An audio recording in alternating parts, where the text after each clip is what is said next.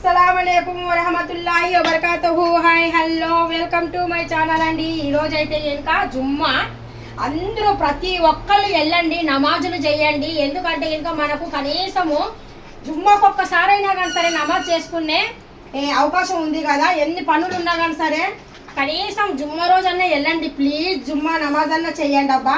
నమాజులు చేయడం మాత్రము ఎంత మంచిది అంటే మనకు హెల్దీ ఉంటాము. మనం ఏమైనా బాధలు ఉన్నా కష్టాలు ఉన్నా కానీ సరే అల్లాతో మాట్లాడే అవకాశం ప్రతిరోజు ఉంది. అల్లాతో మాట్లాడే అవకాశం మనకు అది ఎప్పుడు నమాజ్ చేసేటప్పుడే.